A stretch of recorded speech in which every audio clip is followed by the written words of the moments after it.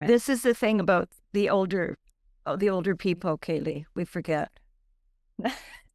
Trust me, it's not just the older people. Every time somebody younger forgets somebody's name or forgets, a famous person, okay, phew. Okay, Yes, yeah, you too. thank God. Everyone's memory So sucks. you are listening to What's Next? Conversations with Boomers, and I'm Barb Desmarais, your host. So we baby boomers, we are always looking for ways to stay healthy. As you know, we're all in our 60s and 70s, and we want to be around for a while. So we want to stay healthy, and we want to learn as much as we can about how we can stay fit and healthy. We want to have a long health span. We don't want to be living till 95, but, with tubes and not being able to talk, etc. So one of the things that they tell us, they being the experts that we read and listen to, tell us that strength training is really important. Today, we have an expert on, an actual personal trainer. We have Caylee Alzner with us today, who is Mella's personal trainer and a fitness expert. Caylee, welcome to the show. Thank you so much for having me. Big show. Pleasure. I know, it's a pleasure to be here. It's my first podcast. I've been waiting for this moment. Oh, is it? Oh, Yeah. gosh. Well, you're going to be hooked. Yeah, podcasts are really fun. So, first of all, maybe just tell us a little bit about what you do. You're a personal trainer. So, what is the age demographic that you work with? Just anything you'd like us to know about the work that you do. Sure. Yeah. I am, as you mentioned, personal trainer, and I also focus with nutrition with my clients as well, because the two go hand in hand. Demographic wise, I work with people predominantly, I'd say millennials and boomers, and it's mostly focused on health and longevity. There are a lot of coaches out there that focus on aesthetics, and that's not my area of focus. I'm more focused on helping people become stronger, more mobile versions of themselves so that they can continue to live a life that is relatively effortless, pain-free, decreasing the risk of injury, so they get to enjoy the activities that they love to do for as long as possible. Perfect. Okay, so tell us, first of all, why is for us, well, it is for everybody, but for us specifically, why is strength training so important? Specifically for the aging community, strength training is so important because the natural rate of progression is degradation, really. So as we age, if you're familiar with the term sarcopenia, this is basically just age-related muscle loss. And this actually occurs after the age of 30 at a rate of about 3 to 8% per decade. So After 30? yeah, I know. Oh, you guys are in trouble. Exactly. Oh, shit. So, and I didn't know it started so young. it does. And the rate of the degradation, like I said, between 3 and 8% is a rough estimate, but that is largely dependent on your activity levels or lack thereof. And after the age of 60, this actually increases as well. So not only are we constantly battling sarcopenia, but we also have osteopenia, right? This is our loss of bone mass and bone density as we age, which eventually could lead to things like osteoporosis. So now we have a chronic health condition where our bones are very brittle, very weak. So if you don't do anything to maintain your muscle mass or your health standing, you will slowly start to lose your bone mineral density and muscle mass over time. So basically, it's strength training is the intervention. Strength training is how you are going to make sure that not only you are maintaining your muscle mass and bone mineral density, but you're also preventing this natural progression of degradation over time. That's really interesting. Do you want to just expand a little bit more on what sarcopenia is for people who don't know? It literally it is just involuntary muscle loss over time. That's it. Okay. So if you movement is medicine, I'm sure you've heard that term before, maybe from your doctor or a physiotherapist, but it really is where if you live a life of inactivity, or at some point in your life you spend a significant amount of time being largely inactive, say your job is predominantly sedentary, your hobbies are also seated, maybe you like to read or you like to knit or you like to watch movies, but it's you're not getting yourself up and moving, you're not challenging your body, you're not challenging your muscles in and out of various positions, not even under load, then sarcopenia really is just, like I said, the natural progression of aging, where we just slowly start to lose that muscle mass over time. So without any type of intervention, that is the progression. This is really important to know. So, what if we are in our 60s and we haven't done any strength training? We've never exercised regularly. Where do you start? You could start slow. It does not need to be a race to try and lift the heaviest weights overnight. And it's even when you look to, maybe perhaps when you were in college or when you were younger, you played sports. It all depends on your activity levels throughout your life and also your current activity and fitness level too. But I would say an easy place to start would be just with some body weight exercises. You can do this in the comfort of your own home. And you could start with something very simple like sitting up and down from a chair, which is called a sit to stand, where you could just practice sitting on the chair and then standing and going for several repetitions of that. You could do push ups against a wall and then slowly work your way down to lower surfaces over time, like a kitchen counter, down to a couch, down to a chair. Resistance bands are also very accessible and easy. You could buy them from Walmart. You can buy them from Amazon, have them delivered to your house, even better, right? So adding a little bit of resistance over time is what's actually going to help to challenge your muscles to encourage them to adapt and to grow. I like what you said about starting slowly and starting small, because I think there are people, I mean, correct me if I'm wrong, but who have never done any resistance training and okay, I've got to start, and they hire a trainer and get into a program that is far too strenuous and end up quitting because they can't sustain it. It's just too hard.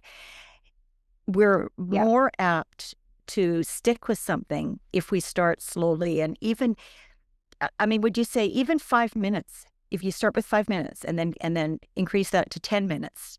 Yeah, it's all about what you're able to tolerate, and that will build over time. So I actually really do recommend working with a trainer because this also adds a level of supervision and accountability.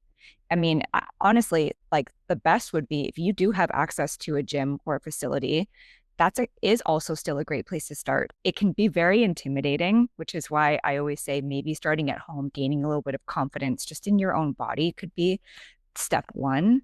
And then from there, going to a gym, there's a lot of equipment there, different machines, where it provides a very high level of stability. And you can start literally on the lightest weight or no weight at all. And then slowly over time, build up that load. But there's also trainers there, which again can really help you, or you can find like a gym buddy, maybe go with your partner, maybe go with a friend. It doesn't need to be something that you do by yourself. There's a lot of group fitness activities out there as well, right? Things like water aerobics or different fitness classes as well at gyms too. I don't mean to diss trainers because I'm staring at one right now. Because I'm really in favor of having proper instruction for a lot of these things. And that's what a trainer does provide. I used to go to the gym for years and years and years and years. One of the reasons I say that, because I would see people coming in and the trainer would be working with them, doing things. Yeah, I would see the person, oh, come on, just one more, keep it up. Oh, right. Yeah. Yeah. It was a little bit too much. It's too much. And I think, how likely is it that that person is going to be able to keep that up?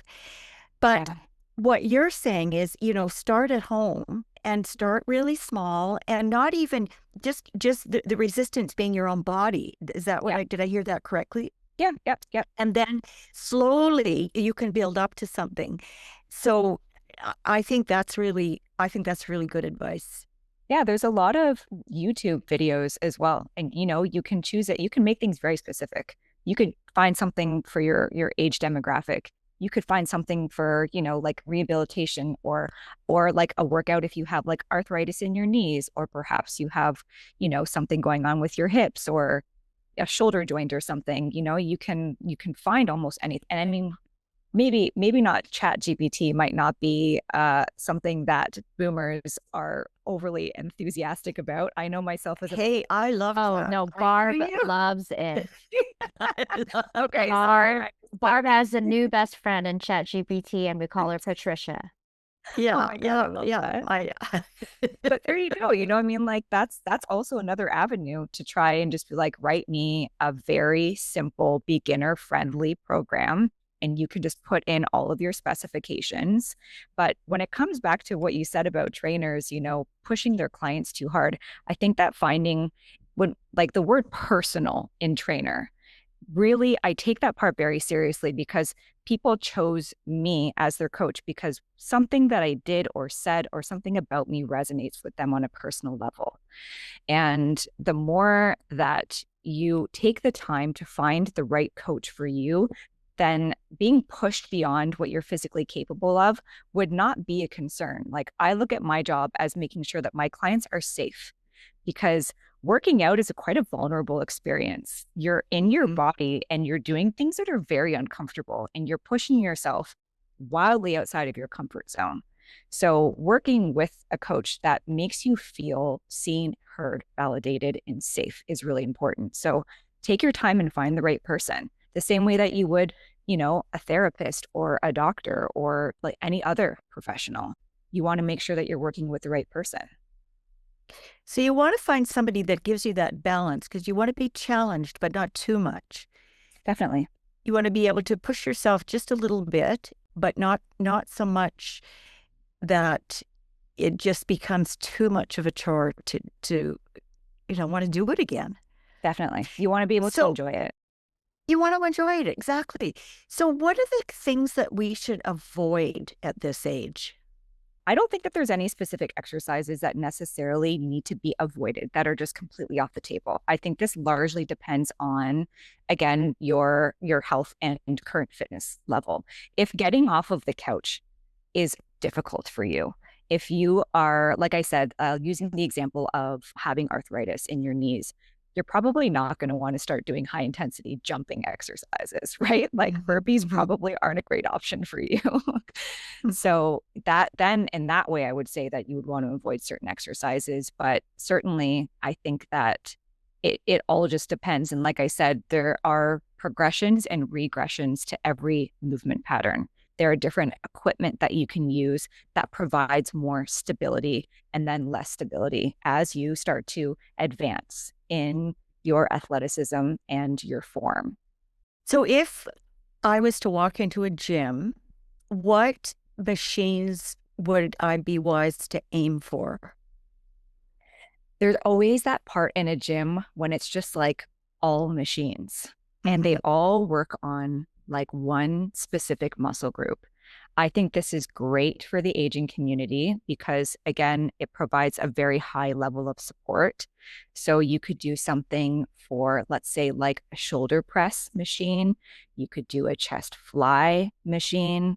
You could do something for your quads, a leg extension, a hamstring curl. These are all things that require no skill. So if you're very new to it, you don't really necessarily have to obsess over being perfect with form. You can quite literally just sit in the chair, choose the weight that you feel comfortable with, and just start moving your body. So somebody listening to this might say, okay, how do I know how many reps though? Yeah, great question. So in the beginning, I would suggest between 10 to 15. And this is because for the first 3 to 6 months at least, you're really focusing on your muscular endurance. So you're really trying to make sure that your muscles are working for at least 10 reps at the minimum. And you're trying to build your tolerance for that burning sensation, that pain that's associated with training.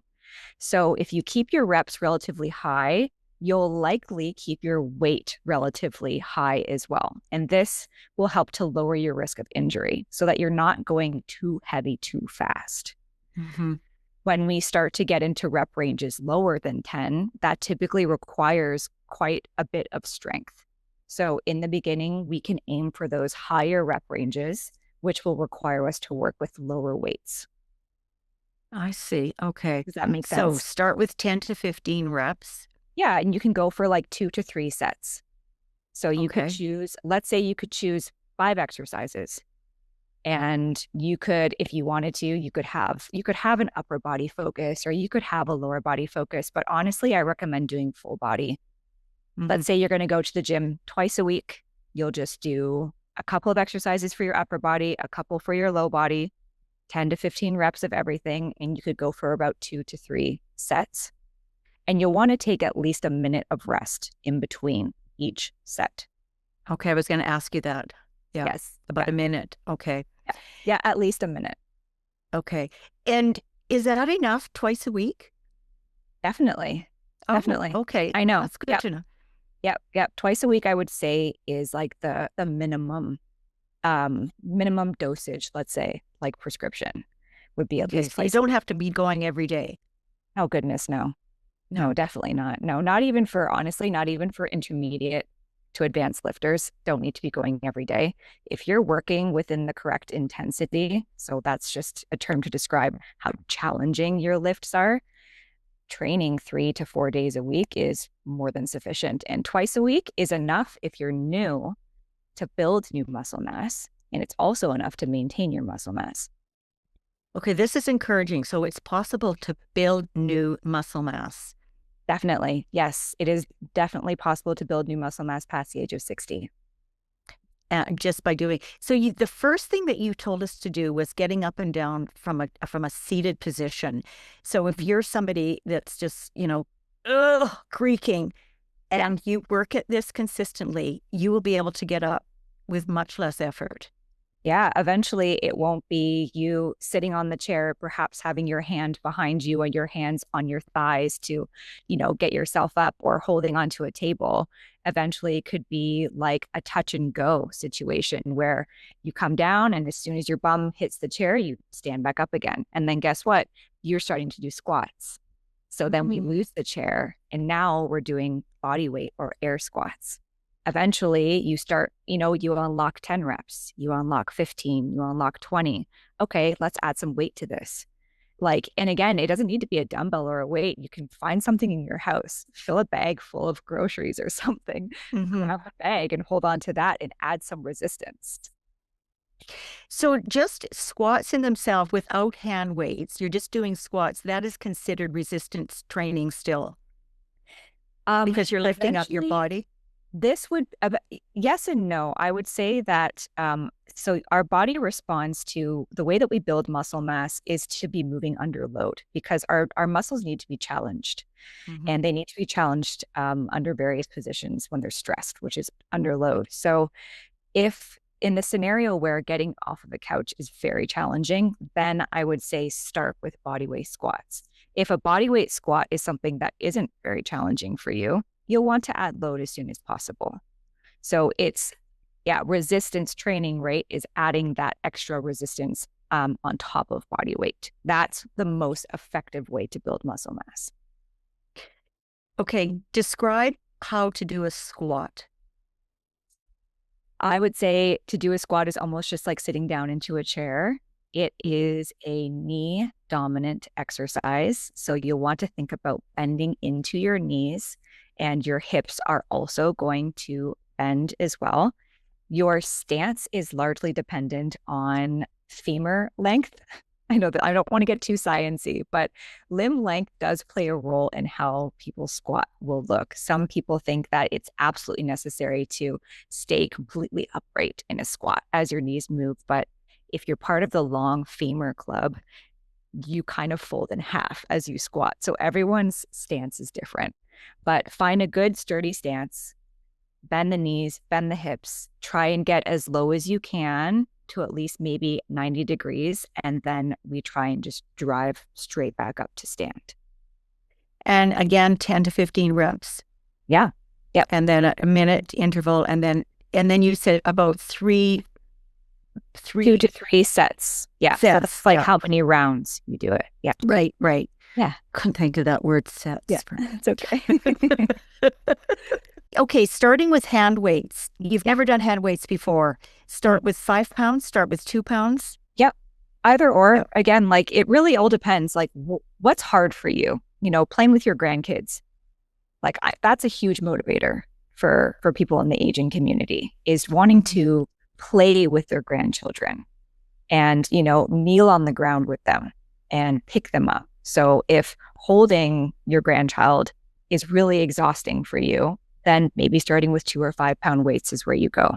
If you do that all the time, no problem. Maybe you start with 10 pounds for your low body.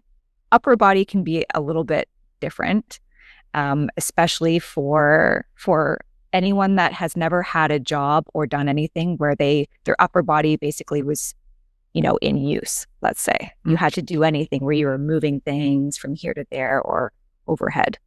So 2 pounds, 5 pounds, 8, 10 pounds, they can all be applicable depending on where you're starting from. And then I guess if it starts to get too easy, then go up 5 pounds or 2 pounds, whatever that's right. Maybe. Yes. Yeah. Yeah. So this is touching on like the basic principle of weight training is what's known as progressive overload. So this is something that once you really understand this concept, then all of this really becomes quite clear. So progressive overload is basically that every time that you are doing a weight training session, a workout, the next week you want to look to try and progress from there. So it's really important to create a log. Either you write this down in a book or you have some type of app or you write it in your phone. Whatever exercise you do, let's take the squat again, for example, and you do 10 reps and you did 10 pounds. You held on to a 10-pound weight. The next week, you want to try and increase your reps. Maybe you do 11 or 12. The week after, you want to increase your reps again. Maybe you did 15. Your rep range is 10 to 15. If you reach that maximum rep range, then the next week you actually go up in load. So you kind of like play this heavier weight. Yes, you're climbing the ladder. And if you do it incrementally and sustainably in this way, that's what helps to lower your risk of injury. That way, you're not going too much too soon, right? Good information. So I don't go to the gym and I have absolutely no excuse, Caylee. Honestly, I live in a building with a gym attached to it. Oh my gosh, you have to. I don't know. And I've been there once. I do walk most every day, and I walk very fast, and I'm one of the most unathletic people you could ever meet, but I do walk fast. But I do a little exercise routine in the evening just before I go to bed, and I've been doing that for years. One of the things that I do is a plank, and I do that I make sure that I do it for a minute. I put the timer on. A minute is long enough. Good on you. That is long enough. That's hard. It is hard. I think every time I'm doing it, I think, oh my God, this cat, it's got to be a minute. It's got to be. Just been here forever. But would you consider that to be a good weight training exercise? So the plank, first of all, walking, phenomenal. It is an underrated way to maintain your health. Really great for your cardiovascular system. So kudos to you for making that a habit. Secondly, when we look back to the principles of progressive overload, if you're always doing one exercise for the same amount of time, we are missing the opportunity to train a lot of the other muscles in our body. You're also not making progress. So over time, I'm sure that 1 minute plank probably felt really, really hard to you when you first did it, right? Or maybe you only did 30 seconds and then you built yourself up to 1 minute. But now at 1 minute, what you should be doing is trying to maybe go to failure. So going past that 1 minute every time. But I would also say that if you're looking for full body strength, you need to look at all of your major muscle groups and try and train all of your major muscle groups. So like I said, start with focusing on something for your chest, like a push, something for an overhead push, something for your quads, which, like I said, could be a leg extension or a squat, something for your hamstrings, hamstring curl, or a Romanian deadlift, but that does require some skill to know how to hinge properly. Eventually, you can throw in things like for your arms and for your core as well, based off of what type of activities you want to be doing. Even aesthetics. I mean, you can still have aesthetic goals when you're older too. You can still want like nice arms, you know? So if you're always only doing the one exercise for the same time, your body gets very used to that. It's no longer challenging. So at that point, we're looking at being in maintenance, let's say, which isn't a bad place to be, but we are actively always fighting that muscle loss and bone density loss due to aging. Okay. I'm starting tonight. I'm going to push it up to 90 seconds. Great. I wish best of I luck. do a bunch of other things, mostly yoga.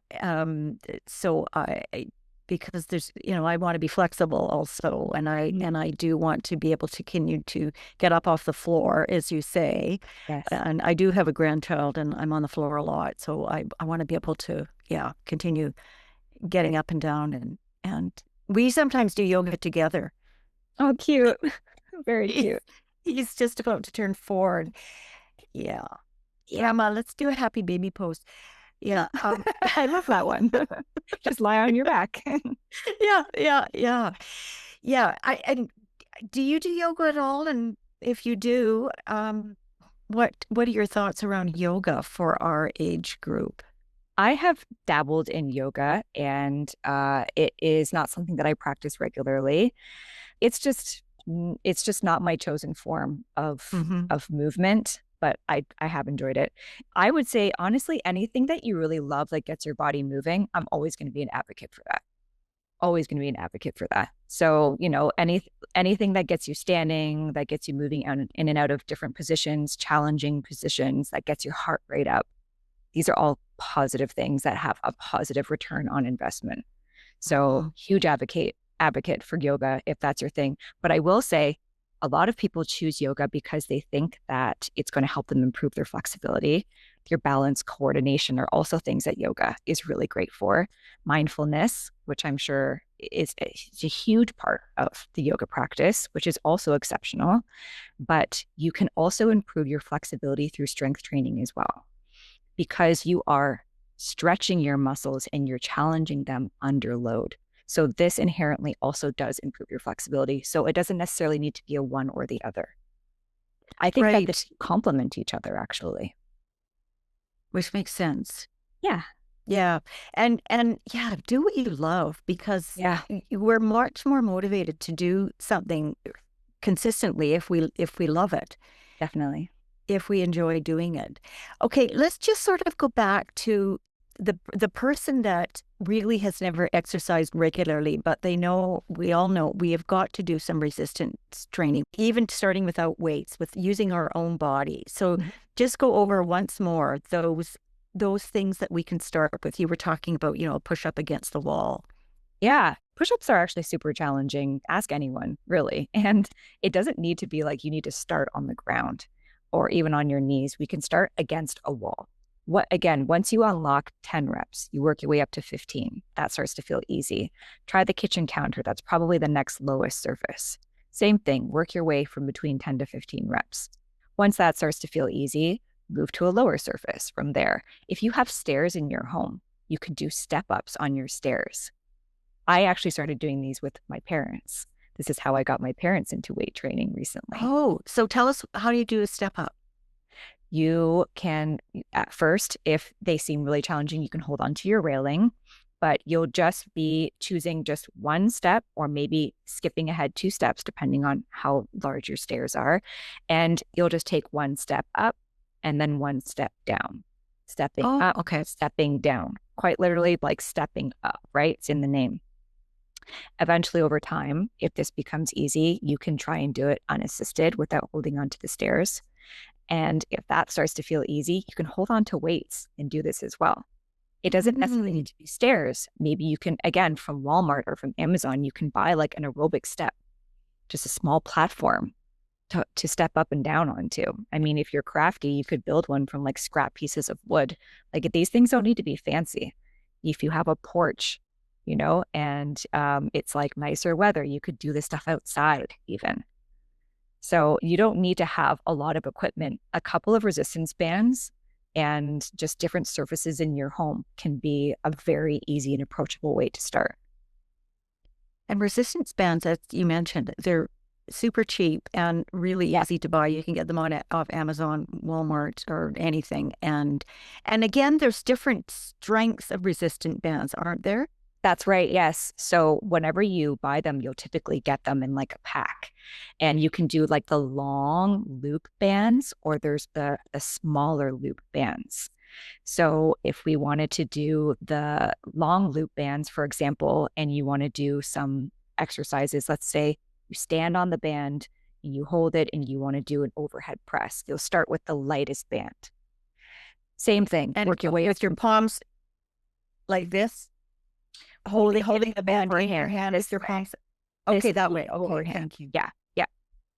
And once you're able to work your way up in reps, then you can switch to a heavier band. The great thing too about resistance bands is that you can double up on them as well. So if eventually the heaviest band that you have is no longer challenging, you can do 2 bands together. You can get the smaller loop bands, and you can do a lot of things for your low body with those.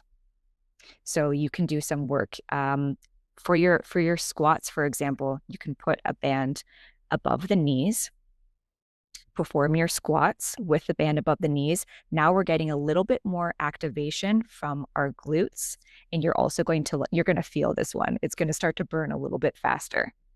If we take that movement and move to the side like a crab walk, we can actually also engage more from our glutes as well. All of these very simple movements, again, you don't need a lot of space. You can do it at home, and you can progress in bands and in reps. I like for us, our age group, to know the things that you can do at home, just because, I don't know, some people aren't comfortable in groups. A lot of people are. A lot of people are much more motivated when they're with other people. Other people say, I want to do this on my own. Mm-hmm. I don't want anybody watching me. I don't want anybody judging me. Mm-hmm. So I think this is really great, just knowing how effective a program that you can incorporate it into your life in your own home. Yeah. It doesn't have to be an hour, 7 days a week. You said even twice a week. So, gosh, this is really helpful. Caylee, what else should we know? I'd say the biggest thing is that it's never too late to start. It really is never too late to start. As I mentioned, my parents are in their 60s, they're 65. And my mom recently, I'd want to say like a couple of months ago, came to me. My parents love to hike. This became one of their biggest hobbies. And she started to realize that a lot of the hikes were becoming quite challenging physically. Mm-hmm. There was walls with like a rope that you had to climb to get over. And oh dear. I know. And my mom is very, she's a very determined woman. So she was relying on my dad to help, pull her up or to boost her. And this started to really annoy her. So she's like, what can I do? I was like, Mom, it's time to start lifting. It's time to start building your own muscle mass to get stronger to do these. She's like, okay, what do I do? So I made a program for her that she does at home with resistance bands. We built up her tolerance. We built up her confidence. Next thing I know, my dad's like, how come you didn't ask me to do it with you? So now my dad is doing it with her. They train together. They listen to music. They have a whole little exercise room now, and they send me their videos so I can check in on their form. This is another wow. Thing yeah, online coaching is a real thing. And so, you have that guidance and support. You have the freedom to do your own workouts on your own time, but you can send your videos to your coach. They can give you feedback. So you still have that independence to train on your own. But then you have someone in the back end to be like, this is what you're doing right. This is what you can do to make it better. And now they train together. They love it. They go on hikes that are challenging and epic and crazy. They're doing things that sometimes I'm like, I don't even know if I could do that. Like, they're very Good impressive. for them. Yeah. And Yeah. they said, like, it's never too late to start. Well, and also the whole buddy system, it works really well. When I was going to the gym, and you know, I mean, it's pure laziness that I don't still go, but I went for many, many years. And the reason I went so consistently is because I went with a friend. Mm-hmm. She happened to work in the building where the gym was. It was a community center. And we would meet during her lunch hour. And we did that for years and years and years. That's great. And honestly, Caylee, I mean, sometimes people would praise me. Oh my gosh, you go to the gym. Well, yeah, that's because Deb's there, and we gossip the whole time. And you know, but we used to That's say, great. "Hey, we're here." Yeah, I know it was a system that really worked. So she is now retired, and you know, do I go back by myself? No, I don't.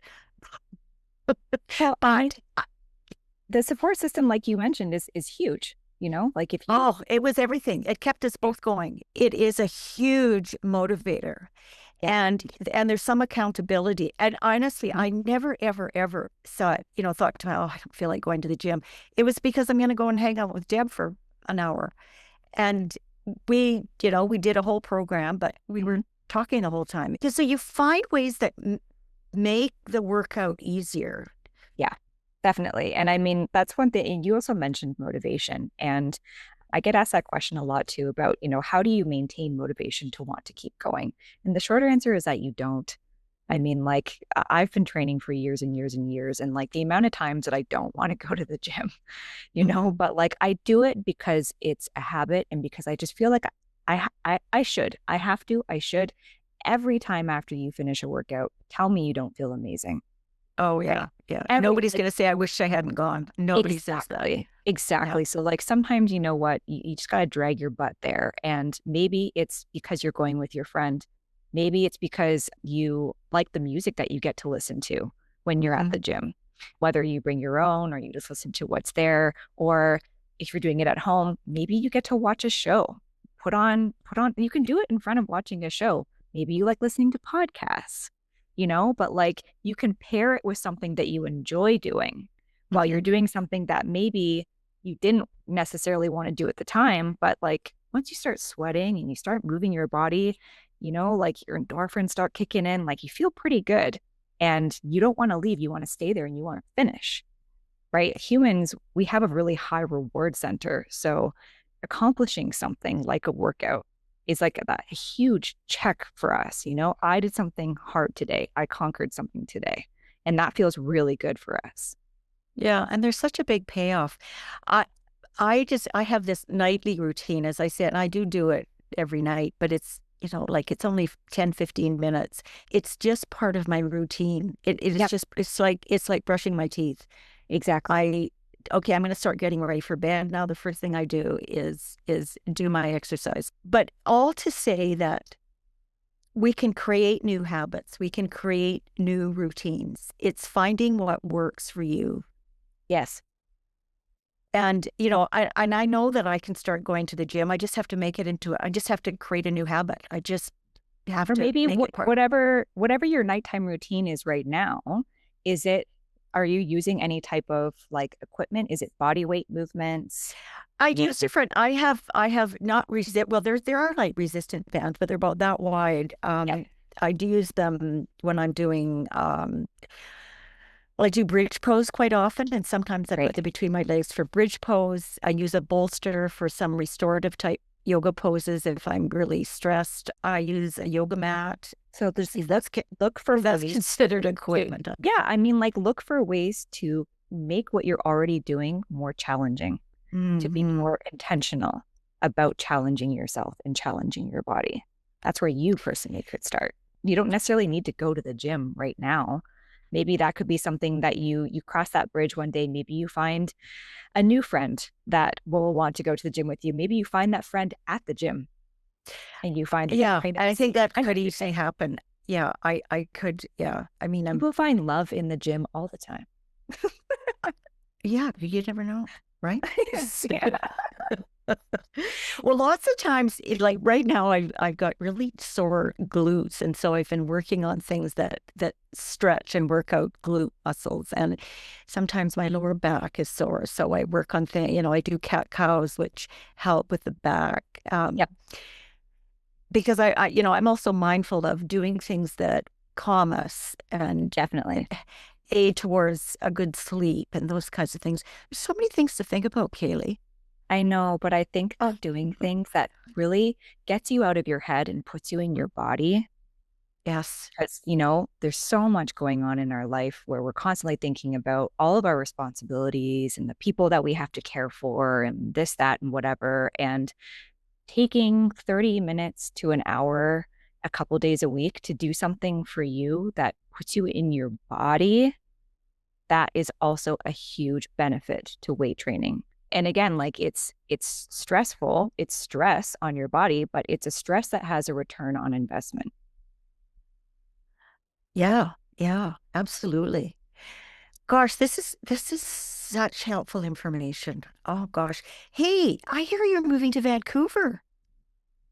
I'm moving to BC, yes. Oh, Maybe. not to Vancouver. Oh, I would love to live in Vancouver. We're looking at North Vancouver. Where are you exactly in Vancouver? New Westminster. We are looking at Port Moody and Coquitlam. Oh, Coquitlam's right next to me too. You Fun. love living here. Absolutely. Yeah. Love it. So much more outdoor active community. That's where our heart is telling us we need to go. Yeah, you'll love it. Yeah. Okay, but right now you're in Toronto. So how can people reach you if they would like to get to know you better in terms of finding a personal trainer and working with you? Yeah, I have a website, so Caylee Alzner fitness.ca.